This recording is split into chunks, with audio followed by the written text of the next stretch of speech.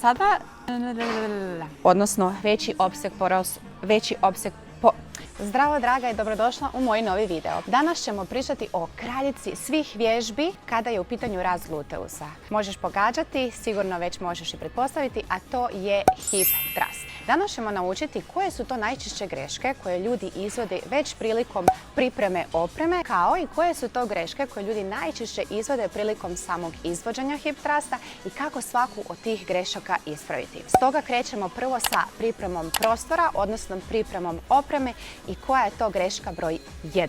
Idemo. Ok, kao što već možeš vidjeti i pretpostaviti, dakle greška koju najčešće početnika radi jest ta da je klupica kod izvođenja hip thrusta previsoka. Kako sada ovu grešku možemo ispraviti? Možemo je ispraviti na nekoliko načina. Dakle, kao što vidiš, ova ovdje klupica konkretno je klupica za trbušnjake. Kako bi ispravili ovu grešku? Šta ćemo raditi? Najjednostavniju stvar. Dakle, spustiti ćemo ovu klupicu dolje, ovako, pod nagib i sada ćemo umjesto s ove strane raditi hip thrust, izvoditi ćemo hip thrust sa ove strane i na taj način nećeš imati problem, pogotovo kada radiš sa visokim kilažama ili ako nemaš asistenciju i radiš sama, da si možeš sama asistirati, da se bez mučenja možeš popeti na klupicu i da nema tog trganja i mrdanja i navlačenja sa utezima. Kako to izgleda na pravilan način? Hajde da vidimo. Dakle, kako ćemo namjestiti ovu klupicu i gdje zapravo ona treba doći u odnosu na tvoje tijelo. Dakle, klupicu ćeš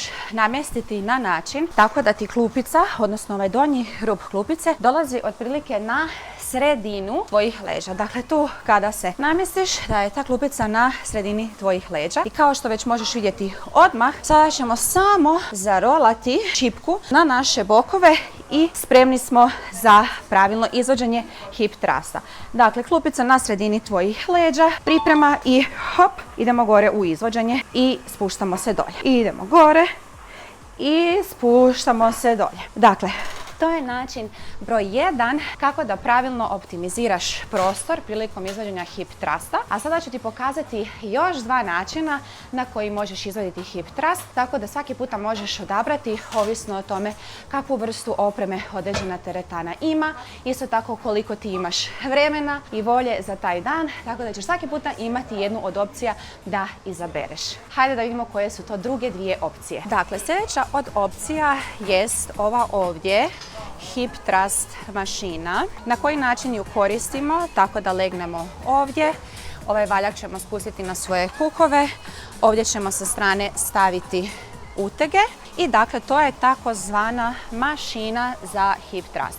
Iskreno, ja hip thrust mašinu do sada nikada nisam koristila i moram priznati da čak malo imam i averziju prema njoj. Čisto iz razloga zato što ja nekako sam više onaj old school type, a to je da više preferiram raditi hip thrust znači sa slobodnim utezima, dakle ili na klupici ili na Smith mašini, jer na taj način, barem sa moje strane, smatram da ćemo ipak puno više angažirati naše mišiće i na pravilniji način. A ovako kada radimo na toj spravi za hip thrust, nije krivo, nije pogrešno, apsolutno ju možeš koristiti. Mislim da je to stvar čak i osobnog izbora i osobnih preferencija, dakle ti ako želiš slobodno možeš, ali evo moj izbor je da ne biram spravu za hip thrust. A treći način na koji možemo izvoditi hip thrust već sam spomenula, a to je na Smith mašini i sada ću ti pokazati kako ćeš ga izvoditi ondje, odnosno kako ćeš pripremiti spravu za izvođenje hip thrusta na Smith mašini. Idemo. Dakle, hip thrust možemo raditi i na Smith mašini, kao što je ova ovdje. Sigurna sam da već do sada znaš što je Smith mašina ako me gledaš i ako si sa mnom. Ako nisi, pogledaj neke od mojih prijašnjih videa. Dakle, to je ova mašina gdje nam je šipka fiksirana i dakle ne možemo ju pomicati. Dakle, ako radimo hip thrust na Smith mašini, moramo koristiti ovu klupicu. Dakle, to je ova obična klupica, nije klupica za izvođenje trbušnjaka. I sada ćeš možda pomisliti, ali rekla si da je previsoka. Da, može biti previsoka, ali u čemu je razlika? Ako, na primjer, je guža u teretani i klupica za trbušnjake je zauzeta ili, ne znam, žuriti se i ne dati se sad to sve namještati i montirati. Dakle, izvođenje hip thrusta na Smith mašini je definitivno time savior i onda ćemo u tom slučaju Ali bez obzira što će nam ta klupica i dalje biti previsoka, imamo jednu olakotnu okolnost, a to je sljedeće. Ova šipka se ne nalazi na podu. Dok s druge strane kada radimo hip thrust na onoj klupici za trbušnjake, šipka nam se nalazi na podu, a ova s obzirom da je na povišenju, nećemo se morati mučiti. Vidi ovo. Dakle, ok, klupica nam je malo previsoka, ali ne moramo istovremeno održati znači svih tih 10, 20, 30, 40, 50 kila na našim kukovima i onda se onako vereš po klupici, jel tako? Mislim da nam je to svima poznato jer svi to nekad radimo, uključujući i mene. Ok, ali kažem, kada želim ići za tom nekakvom bržom varijantom i nemam vremena da sada namještam ili je već zauzeta, Smith mašina je sjajna opcija. Dakle, kako se ne bi navlačila sa šipkom, odmah već u startu ćeš ovu šipku postaviti gore, dakle malo više na ove osigurače kako se ne bi mučila. I sada, iako si ovdje dolje i sjediš i klupica ti je malo previsoka, ali nema tih utega koji ti još više otežavaju da se ovako dižeš i da se jadna koprcaš. Dakle, kako bi to izbjegli, samo šipku postaviš više, podigneš svoje kukove onda u zrak i samo malo više dignemo kukove kako bi oslobodili šipku od osigurača i dakle spremna si za izvađanje svog hip thrusta na Smith mašini. I zadnja stvar je ta da s obzirom da imamo na Smith mašini i ove osigurače, nećeš moći ići toliko duboko sa svojim kukovima u pokret, dakle opseg pokreta će ti biti smanjen i to ćemo riješiti na taj način da ćeš se samo donijeti jedan steper, onaj višlji ili niži, postavit ćeš ga ispod svojih nogu i na taj način ćeš se odignuti od poda i dobiti više prostora, veći opseg pokreta u kukovima i to je korekcija kada radimo hip thrust na Smith mašini. I četvrti zadnji način na koji također možemo izvaditi hip thrust je hip thrust klupica, kao ova ovdje, kao što možeš vidjeti na videu. Ja ju doduše još nisam vidjela u džimovima, to je više klupica za kućnu varijantu hip thrusta i svakako je sjajna opcija ako preferiraš kućne treninge, a kažem za opciju džima, za opciju teretane, dakle na ove sve načine možeš izvoditi hip thrust. Sada kada smo pokrili koje su to najčešće greške prilikom pripreme prostora i opreme za izvođenje, hajde da sada vidimo koje su to najčešće greške prilikom izvođenja hip thrusta i idemo ih ispraviti odmah. Pa hajde da krenemo. Dakle, prva greška kod izvođenja hip thrusta koju primjećujem da ljudi rade jest položaj tijela u odnosu na klupicu. Što se podrazumijeva pod time? Dakle, vidim ljude koji su ili previsoko na klupici, doduše to se dešava puno rjeđe, ali neki ljudi mogu biti i previsoko, a najčešće šta se dešava jest to da su ljudi prenisko na klupici. Što to znači? Da su otprilike najčešće ovdje, da su im leđa na klupici u visini njihovih ramena i najčešće kada izvode hip thrust, dakle imati ćeš osjećaj kao da kliziš, ok, da odeš dolje, dobro, ok, sada malo pretjerujem, ali čisto da vidiš, dakle ovo je najgora moguća stvar koja nam se može dogoditi, možemo se zaista ozbiljno odlijediti, vratni dio kralježnice, ali samim time niti ne izvodimo pravilno pokret i ne angažiramo naše mišiće. Kako da budemo sigurni da smo na klupici pravilno? Dakle, imaj na umu da klupica treba doći ispod tvojih lopatica. Dakle, donji dio lopatica, dakle moraš osjetiti da klupica onako baš je ispod tvojih lopatica, ok? Otprilike ovdje, dobro. Znači, to je nekakav optimalan položaj koji će ti biti najugodniji, najsigurniji i na taj način ćeš moći najbolje angažirati svoj donji dio tijela i maksimalno pravilno izvoditi hip thrust. Dakle, nismo prenisko, nismo previsoko, ispod tvojih lopatica treba biti položaj klupice. Sljedeća greška koju viđam jest pozicija stopala. Položaj nogu je predaleko, dakle ovo je predaleko i na taj način više angažiramo našu stražnju ložu. Druga greška kada je u pitanju položaj stopala jest to da su tvoje pete preblizu tvojim gluteusima, a na taj način ćeš više angažirati svoj kvadriceps. Kako bi minimalno angažirali svoj kvadriceps i zadnju ložu, naša stopala trebaju biti u ravnini sa našim koljenima, eventualno centimetar malo ispred koljena. Kako ćemo sada pravilno postavi naša koljena i kako ćemo ispraviti ovu grešku. Dakle, svoje kaži prste ćeš postaviti u ravnini sa svojim koljenima, dakle ovako ćeš ih položiti ovdje i zatim ćeš svoju petu prinijeti svojim prstima. Dakle, ovo je optimalna udaljenost tvojih stopala od tvojih gluteusa. Dakle, ovo je način na koji ćemo ispraviti ovu grešku. Sada smo već ispravili položaj na klupici i sada si na pola spremna za pravilno izvođenje hip thrusta. Naravno, kada uradiš 1 ili 2 ponavljanja, možeš još uvijek osjećati da su ti možda malo pete preblizu i da ne osjetiš toliko svoj gluteus. Dakle, možeš eventualno još pola centimetra do centimetar udaljiti svoja stopala od gluteusa. Sljedeća greška, odnosno treća greška koju viđam, jest položaj stopala. Dakle, što mislim po time? Po time mislim da je položaj tvojih stopala preblizu. Dakle, tvoja stopala su u ravnini sa tvojim kukovima, dakle ovdje, i također tvoja stopala gledaju prema ravno. Kako bi još više pogodili i aktivirali naš gluteus, što ćemo uraditi? Naravno, pretpostavka ti je dobra. Dakle, otvorit ćemo naš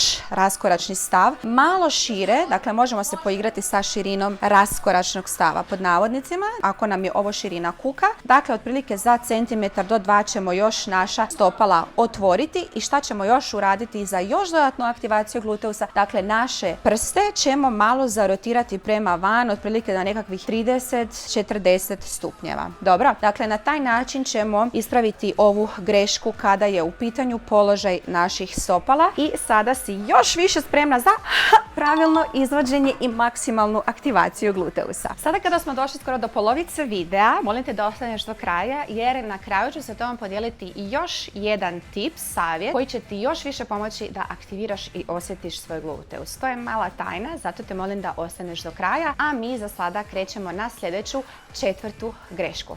4. greška koju najčešće uočavam jest ta da ljudi nepravilno angažiraju svoje tijelo prilikom izvođenja hip thrusta. Što mislim po time? Pogledaj sada ovo. Dakle, hop, gledam u zrak, gledam ispred sebe. Gledam u nebo, brojim zvijezde, gledam kako je sunčan dan, gledam ispred sebe. Dakle, ovo je nepravilno izvođenje hip thrusta. Kod hip thrusta želimo maksimalno izolirati naš gornji dio tijela, dakle da nemamo apsolutno nikakve pokrete u našem gornjem dijelu tijela, da je naš prsni koš i glava da su stabilni i da ih uopće ne aktiviramo i da maksimalno stavimo fokus na naš donji dio tijela, na naše kukove. Na koji način ćemo to napraviti? Umjesto da razmišljaš o zvijezdama na nebu i kako je lijepi dan, gledati ćeš konstantno ispred sebe. Kako će korekcija ove greške izgledati? Izgledati će ovako. Dakle, sada kada smo ispravili položaj naših leđa na klupici, ispravili smo naša stopala, hajde da ispravimo i naš gornji dio tijela. Dakle, već odmah u startu, u početku, svoju bradu ćeš prinijeti na ključnu kost, dakle malo fleksija u vratu. Tvoj prsni koš će biti maksimalno stabilan, dakle uopće ga ne aktiviramo i sada ćeš samo razmišljati o svojim kukovima i kako njih želiš prinijeti u zrak. I tokom svakog pokreta, dakle nećeš gledati prema gore, nećeš otvarati svoja prsa u zrak, već više će oni kao gledati prema ravno, pod navodnicima ravno. Hajde da sada demonstriram pa da vidimo i to. Dakle, ovo je nepravilno. Ok, ovo je nepravilan način. Pravilan način bi bio hop, čk, tu smo i prsa gore i samo rade kukovi. Zamijeti razliku i hop, gledam ispred sebe. Brada mi je na ključnoj kosti i dolje. Udah, čk, izdah. Samo aktivacija u kuku. I udah, čk, izdah. Mislim da je razlika očigledna i da je svakako možeš primijetiti. Sljedeća greška, 5. greška, ako se ne varam, jest tempo, odnosno brzina izvođenja hip thrusta. Dakle, ovaj način izvođenja, hop, hop, hop, je kriv. Na taj način nećemo previše postići to žarenje i pečenje u našim gluteusima. Dakle, želimo raditi u tempu. Što znači u tempu? Dakle, dolje priprema, udah, eksplozivno idemo gore, zadržimo sekundu do 2 i kada se spuštamo dolje idemo polako izdah. Udah, brzo idemo gore, zadržiš, kontrahiraš, stisneš svoju guzu i izdah polako idemo dolje. Dakle, kada ideš sa kukovima gore, pokret ide brzo, snažno, stisneš gluteus svoj na vrhu, a kada se spuštaš dolje u početnu poziciju, idemo polako i broji otprilike recimo do 3 sekunde. Dakle, otprilike bi bilo gore ideš 1 sekunda, na vrhu si 1 do 2 sekunde i kad se spuštaš 1, 2, 3 sekunde. Dakle, 1 do 2, 3, tempo kojim izvodiš hip thrust. Greška broj 6 koja se dešava i koju uočavam jest to da tvoja koljena idu u X ili, kao što sam već spomenula na početku, da su preblizu. U izvođenju kako to izgleda, znači otprilike ovako. Ne aktiviramo naša koljena, ona samo gledaju ravno. Ovu grešku možemo ispraviti na 2 načina, a to samo da svjesno uočiš da radiš ovu grešku, dakle da ne guraš svoja koljena na van i samim time ćemo više aktivirati naš gornji dio gluteusa prilikom izvođenja hip thrusta. Ako i dalje uočavaš da zaboravljaš dakle na ovaj detalj i ne osjetiš toliko gornji dio svog gluteusa, kako ćemo podsjetiti naš mozak na radnju da guramo naša koljena prema van, dakle samo ćemo staviti ovako elastičnu traku, dakle može biti elastična traka od elastina ovog tipa ili od tkanine, elastična traka. Dakle, postaviti ćeš ju centimetar do 2 iznad koljena. Postavit ćeš se na način na kojima smo sada pričali u svim ovim prethodnim minutama. Prinijet ćeš svoju šipku na kukove, namjestila siljce lijepo, sve je spremno, prsti su otvoreni, širi raskoračni stav i sada ćeš se fokusirati kada ideš gore da guraš svoja koljena na van. Dakle, idemo gore, hop, aktivacija koljena i polako se spuštamo dolje u početnu poziciju. Dakle, idemo, koljena guraš na van i spuštamo se u početnu poziciju. Ako pravilno ne aktiviramo naša koljena, kažem opet, naša koljena će biti ili previše ravno, čak nekima mogu propadati i ići skroz u X. Dakle, ovo je 6. greška i 6. način kako ćemo ispraviti ovu grešku. I sada kada smo došli do samoga kraja, kao što sam i obećala, otkriti ću ti jedan mali trik na koji ćeš još bolje izolirati svoj gluteus i osjetiti ga prilikom izvođenja hip thrusta, to je sljedeći. Ako si početnica, ovo je itekako važno za tebe. Zašto to kažem ako si početnica? Kao što sam rekla, početnici još uvijek imaju problem oko toga da osjete izvođenje vježbe točno tom mišiću u kojem bi trebali, točno za koji je mišić ta vježba. I sada, ako ne osjećaš toliko svoj gluteus zagori, znači u sve ove ispravke o kojima smo pričali, dakle ima ih 6. Sada kada smo sve to ispravili, dakle sada ćeš sigurno drastičnije više osjećati svoj gluteus, ali zadnji savjet, odnosno zadnji trik koji ću ti dati jest taj. Ako više osjećaš još uvijek aktivaciju u svojoj stražnjoj loži, ono što ćeš napraviti prilikom izvođenja hip thrusta jest taj da ćeš podignuti svoje prste u zrak i biti ćeš samo na petama.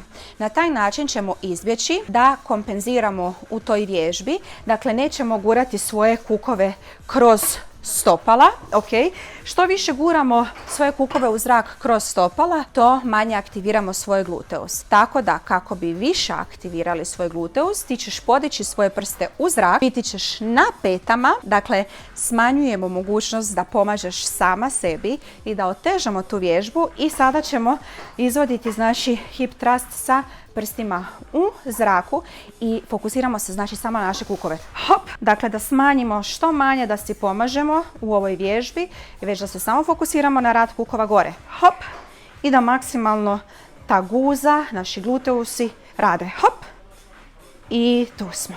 I to bi, draga moja, bilo to. Nadam se da ti ovaj video koristio. Javi mi u komentarima koju od ovih greški ti radiš i kako je sada kada si ju ispravila i kada znaš na koji način da ju ispraviš i da pravilno radiš. Moje ime je Kristina.